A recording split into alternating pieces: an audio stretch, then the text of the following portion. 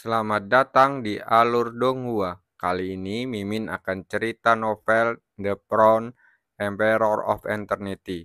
Sebelum mendengarkan jangan lupa subscribe, like, komen, dan share ya biar Mimin tambah semangat. Selamat mendengarkan. Melanjutkan episode sebelumnya, suara dingin Kiwul yang jatuh dan bayangan hitam tiba-tiba muncul dari arah lain langsung menuju Chu Kuangseng. Saudaraku, ekspresi Culier berubah secara dramatis. Dia mengabaikan Kiwul yang di depannya dan berbalik menghadap bayangan hitam. Hehe, Kiwul yang mencibir, dia tidak menunjukkan belas kasihan dan menampar punggung Culier. Tubuh halus Culier terlempar ke depan dan mengeluarkan seteguk darah. Tapi karena keras kepala dia masih bergegas ke depan. Bayangan hitam itu menamparnya dengan telapak tangannya. Pada saat ini 3 bayangan hitam datang dari arah lain. Secara bersamaan menyerang Chu Kuangseng. Culier tiba-tiba berubah pikiran. Saat dia hendak menghentikannya, Kiwul yang menghentikannya. Jika kamu tidak bersulang, kamu akan didenda. Karena kalian berdua tidak tahu bagaimana menunjukkan penghargaan, jangan salahkan aku karena kejam. Kiwul yang mencibir, lalu meninju dada Culier.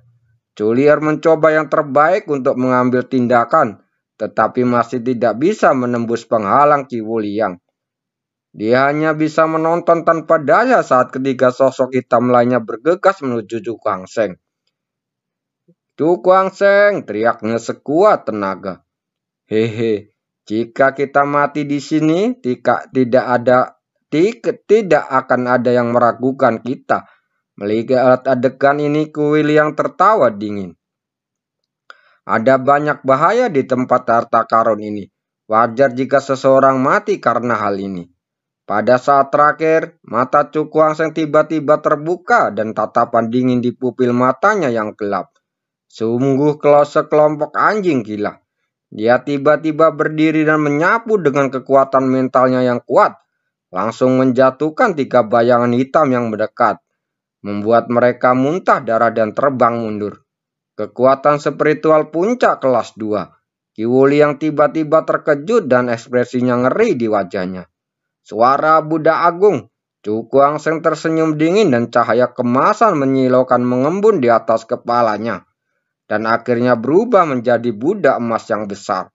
Setelah Buddha emas terbentuk, suara Buddha yang perkasa menyapu dan langsung menuju ke arah Kiwul yang. Bajingan ini, dia benar-benar berhasil menerobos. Kiwul yang menggertakkan gigi tanpa ada niat untuk melawan. Dia berbalik dan lari ke kejauhan. Jangan pikir kamu bisa melarikan diri. Tetaplah di sini. Wajah Chu Kuangseng menjadi dingin. Begitu dia berpikir, suara budak emas menyapu ke arah Kiwul yang dengan kecepatan yang lebih mengerikan. Tetapi ketika suara budak agung hendak datang, seberkas darah tiba-tiba keluar dari tubuh Kiwul yang menutupi wajahnya. Saat keduanya bersentuhan, cahaya darah tiba-tiba meledak dan berubah menjadi hujan darah, menghalangi gelombang suara emas. Mengambil kesempatan ini, Kiwul yang melarikan diri dan tergesa-gesa lalu menghilang dari pandangan Chu Kuangseng. Langkah ini, mata Chu Kuangseng menyipit dan dia berkata dengan kaget. Bukankah ini metode aneh klan darah dari alam iblis hitam? Dia ingat dengan betul hal itu ketika dia kembali ke kota Xiang untuk menjemput saudara perempuannya hari itu. Orang-orang dari klan darah menggunakan cara ini untuk melarikan diri. Ini memang sangat mirip. Culier berjalan mendekat dan berkata dengan ekspresi berubah. Kakak, kamu baik-baik saja? Chu Kuangseng mengeluarkan pil dari cincin luar angkasanya dan menyerahkannya kepada saudara perempuannya. Ambillah. Culier mengambil dan mengulurkan tangan untuk mengambil ramuan itu lalu meminumnya. Orang-orang berbaju hitam yang ditinggalkan oleh Kiwul yang ini seharusnya bisa memberitahu kami beberapa informasi. Dia menunjuk ke satu tempat dan berkata. Setelah mendengar kata-kata ini, Chu Kuangseng segera berjalan. Dengan lambaian tangannya, Semburan energi keluar merobek penutup pria berbaju hitam itu menjadi berkeping-keping. Kelan darah, mata Cukuang Seng menyipit. Pada saat ini penutupnya terkoyak memperlihatkan jubah berwarna darah di dalamnya. Dan di sisi kiri atas jubah darah ada tanda klan darah. Bagaimana mungkin Kiwul yang ada hubungannya dengan klan darah? Apakah anggota keluarganya bercampur? Wajah cantik Julier serius dan ada keraguan di matanya. Menurutnya, Kiwul yang harus dianggap sebagai musuh bebuyutan oleh keluarga Kue karena statusnya. Namun, pemandangan di depannya membalikan pemahamannya. Mengenai keraguan kakaknya, Cukuang Seng menggelengkan kepalanya. Kemudian dia mendekati seorang pria berjubah darah. Tetapi setelah mengancamnya, dia tidak tahu apa-apa. Bahkan orang-orang ini tidak mengenal Ki Wuliang. Ini benar-benar aneh. Cukuang Seng tampak kebingungan. Hubungan macam apa yang ada antara Ki Wuliang dan klan Kue? Setelah berpikir lama, dia masih menggelengkan kepalanya dengan bingung. Lalu melambaikan tangannya dan berkata, "Lalu apa yang harus kita lakukan terhadap orang-orang dari klan darah ini?" Julier bertanya sambil menunjuk ke pria berjubah darah. Setelah mendengar ini, mata Cukuang Seng berkilat dingin lalu berkata, "Abaikan saja. Pikiran orang-orang ini telah terpukul oleh kekuatan mentalku, dan dia tidak dapat bertahan hidup sama sekali. Lebih baik menyerahkannya kepada tetua prefektur saat mereka masih hidup. Mungkin wajah asli Kiwul yang bisa terungkap." Julier merenung sejenak saat berkata lagi. Setelah mendengar ini, Cukuang Seng menggelengkan kepalanya dan berkata, "Dengan status Kiwul yang di Dunyan, itu tidak terpengaruh sama sekali. Orang ini sangat misterius," kata Julier dengan mata dingin. "Belum tentu begitu." Melihat kemarahan di wajah kakaknya, Cukuang Seng tersenyum tipis, dan cahaya dingin melewati matanya. Dengan temperamennya, ya bagaimana hal seperti itu bisa dengan mudah dilupakan? Terlebih lagi pihak lain juga menyakiti kakaknya. "Tunggu saja Ki Wuliang," Cukuang Seng bergumam dengan wajah yang dingin. Lalu dia meletakkan lempengan batu ke dalam cincin luar angkasa dan pergi dari sini bersama saudara perempuannya. Dan lebih dari 10 menit setelah mereka pergi, bayangan hitam datang dari kejauhan. Akhirnya dia berhenti di tempat Cukuang Seng tadi berdiri. Melihat wajahnya, itu adalah Ki Wuliang. Ki Wuliang menirik pria klan darah dengan tatapan dingin dan berkata, "Tidak apa-apa, itu akan menyelamatkanku dari masalah." Setelah mengatakan ini, dia mendongak dan melihat ke arah kiri Cukuang Seng dan tatapan suram di matanya. Masalah ini belum selesai. Suara dingin bergema di ruangan sunyi ini. Lalu sosok Ki Wuliang juga menghilang. 1 jam kemudian, apakah ini aroma obat? Cukuang Seng mengendu sedikit aroma obat yang memenuhi udara. Ekspresinya tiba-tiba terkejut dan dia berkata dengan mata yang aneh, "Sebenarnya ada tempat untuk menanam ramuan di sini?" Juliet bertanya dengan penasaran. Setelah mendengar ini, Cukuang Seng tidak menjawab tetapi bergegas menuju suatu tempat. Melihat ini, Juliet segera mengikutinya. Mereka berdua berjalan dengan tergesa-gesa. Dan setelah sekitar 10 menit, pemandangan di depannya tiba-tiba melebar. Ini adalah taman obat yang sangat besar. Tempat ramuan berharga yang tak terhitung jumlahnya ditanam. Dan aroma obat yang sangat kuat menyebar dari sana. Semanggi, Yanjuji, buah belimbing 7. Matanya mengamatin kapan dia membukanya. Sekumpulan ramuan yang sangat berharga muncul di mata Cukuang Seng, membuat ekspresinya terkejut menjadi lebih intens. Cukuang Seng sangat bersemangat. Taman obat seperti ini akan sangat berharga jika ditempatkan di luar. Tapi sayang sekali, 70% ramuan di taman obat ini masih dalam kondisi belum matang. Melihat wajah Cukuang Seng dengan ekspresi gembira, Julier akhirnya bisa menggelengkan kepalanya dan berkata dengan menyesal, "Tidak apa-apa." Cukuang Seng tersenyum dan cahaya aneh bersinar di matanya. Jika hal seperti ini terjadi pada orang lain mungkin akan sangat menyusahkan. Namun baginya, bahan obat yang sudah matang maupun yang belum matang memiliki nilai yang sama.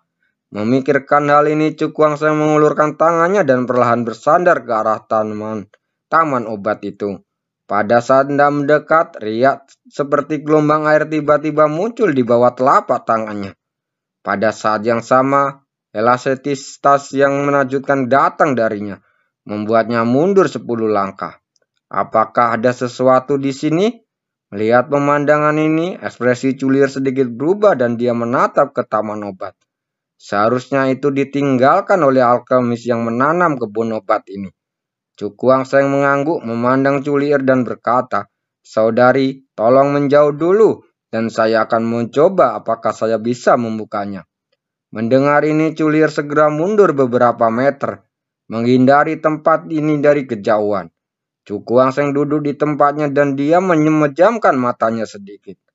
Menghirup udara dingin dalam-dalam dan ekspresinya berangsur-angsur menjadi serius. Menurut tanda tadi ini seharusnya menjadi penghalang spiritual yang ditinggalkan oleh seorang alkemis kelas 3. Jika dia tidak menggunakan lempengan batu untuk menerobos ke puncak tingkat kedua, saya khawatir itu akan memang sangat sulit. Cukuang Seng membentuk segel dengan tangannya, dan kekuatan mental yang kuat melonjak dari antara alisnya, bergegas menuju taman obat. Riak seperti gelombang air muncul lagi di atas kebun obat.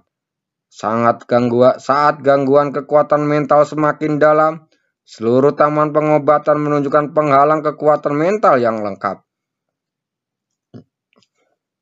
Dari kejauhan, tampak seperti mangkok besar transparan terbalik di atas kebun obat.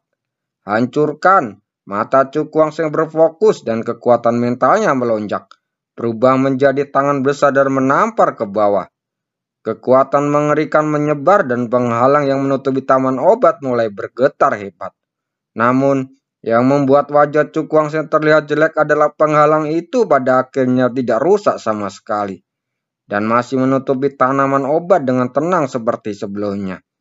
Cangkang kura-kura yang keras, ekspresi Cukuang Seng menjadi serius, sulit untuk diterima. Namun di hadapan telapak tangan yang begitu kuat, penghalang mental ini tetap kokoh seperti batu, tanpa ada satupun retakan. Seperti yang diharapkan dari sesuatu yang ditinggalkan oleh alkemis kelas 3. Cukuang Seng menghela napas, tangannya berubah lagi dan cahaya kemasan yang menyilaukan mulai berkumpul di atas kepalanya. Dalam sekejap mata, seorang budak emas besar muncul di ruangan ini. Lautan Buddha tak terbatas, teriak Cukuang Seng, dan gelombang suara emas menyapu seperti air pasang, menghantam bagian atas taman obat dengan keras. Penghalang mental yang menutupi taman obat mulai bergetar hebat. Saat berikutnya, itu meledak berkeping-keping di depan mata gembira Cukuang Seng. Akhirnya terpecahkan. Cukuang Seng menyeka keringat dingin di dahinya dan berkata sambil tersenyum, "Penghalang mental ini sangat sulit dan setelah menggunakan suara Buddha Agung, dia baru bisa memecahkannya. Kakak, bantu aku memilih semua bahan obat di sini." Cukuang Seng memandang Culir di belakangnya dan berkata sambil tersenyum, "Apakah mereka semua sudah dipilih?" Setelah mendengar ini Culir tertegun sejenak, tetapi dia tidak bertanya lagi dan berjalan sambil tersenyum. "Haha, lebih baik datang telat daripada tidak datang sama sekali." Tepat ketika Culir hendak memasuki taman obat, tawa samar tiba-tiba datang dari jauh. Mata Cukuang Seng berkilat dan dia berbalik untuk melihat 3 pria berpakaian abu-abu muncul di sisi taman obat. Kebetulan sekali, sudu mulutnya sedikit melengkung dan sedikit sarkasme. Orang-orang ini mungkin telah bersembunyi untuk waktu yang lama, menunggu dia menggunakan kekuatan mentalnya untuk menerobos penghalang, dan kemudian mereka baru muncul. Seperti kata pepatah, saudara Cu tidak ingin makan sendirian, bukan? Melihat tatapan dingin di mata Cukuang Seng, seorang pria berpakaian abu-abu menyilangkan tangannya dan berkata dengan tenang. Mendengar kata-kata ini, senyumnya tiba-tiba muncul di wajah Cukuang Seng. tetapi tidak banyak kehangatan di matanya. Orang-orang dari kota abu-abu. Dengan penampilan seperti itu, hanya kota abu-abu yang kuat yang dekat dengan kota batu hitam. Hanya mereka yang berpakaian seperti ini. Pria berpakaian abu-abu itu mengangguk dan berkata dengan senyum yang jahat. Saya pikir saudara Chu adalah pria yang murah hati dan tidak keberatan kita mengambil beberapa bahan obat. Ayo kita lakukan. Dengan jumlah orang di pihak kita, bagaimana kalau hanya mengambil 3/5 dari bahan obat matang di kebun obat? Saran yang bagus. Dengan senyum sinis dan menuju ke suatu tempat. Kembalilah ke tempat asalmu. Saya jamin kamu akan aman dan sehat. Mendengar ini menyebabkan ekspresi wajah ketiga pria itu menjadi gelap. Sepertinya saudara Chu tidak akan menerima kebaikan kita. Seorang pria berpakaian abu-abu berkata dengan ekspresi dingin. Apakah orang ini benar-benar berpikir bahwa dia memiliki kekuatan yang sebanding dengan alam Jiuding? Menurut informasi yang didapatnya, Zhan Motian terbunuh seluruhnya karena kecerobohannya. Jika dia waspada dan tidak memberi Cukuaseng kesempatan untuk menggunakan metodenya, maka metode terakhir akan dianggap sebagai junior ranah Tongmei dengan efektivitas tempur yang baik. Masalah apa yang bisa ditimbulkan oleh kekuatan semacam ini di depan mereka bertiga? Tak tahu malu, pria berbaju abu-abu itu mencibir, melambaikan tangannya dan berteriak. Ambil obatnya, jangan tinggalkan satu pun. Dua pria berpakaian abu-abu di belakangnya segera bergegas keluar sambil mencibir dan langsung menuju taman obat. Kilatan dingin di mata Cukuaseng. Dia melangkah ke atas dengan telapak kakinya bergegas keluar, berhenti di depan taman obat. Nah, keluar dari sini, kedua pria itu berteriak dan meninju secara bersamaan. Setengah langkah menuju alam 9 kuali, mata Cukuaseng sedikit fokus. Dia mengepalkan jari-jarinya erat, dan cahaya glasir berwarna menyilaukan mengembun, mengubah tinjunya menjadi warna kristal. Saat berikutnya dia meninju dengan keras dan kedua tinju itu bertabrakan dengan keras. Dalam sekejap, riak kekuatan yang tak terlihat mata dengan mata telanjang muncul di persimpangan ketiga tinju dan menyapu ke kejauhan. Udara meledak dan tubuh ketiga orang itu terguncang. Lalu mereka terlempar ke belakang dan jatuh kembali ke tempat semula. Saudaraku, anak ini benar-benar punya banyak kartu truf. Seseorang menggosok telapak tangannya sambil memandang pria berpakaian abu yang di sampingnya menjadi pemimpinnya. Mendengar ini, pria pemimpin melirik ke arah Cukuaseng dan berkata dengan dingin, Aku dan kakak keduaku akan menangani pria ini, dan wanita yang tersisa akan diserahkan kepada adik ketiga. Aku akan menyelesaikannya dengan cepat. Gadis ini biarkan aku membantumu. Orang ketiga memandang Culier dengan tatapan dingin yang menyeringai. Lakukan. Pemimpin pria berbaju abu-abu itu melambaikan tangannya dan berteriak. Suara angin tertiup terdengar. Dan mereka bertiga segera bergegas keluar langsung menuju ke arah Cukuaseng dan kakaknya. Terima kasih telah mendengarkannya.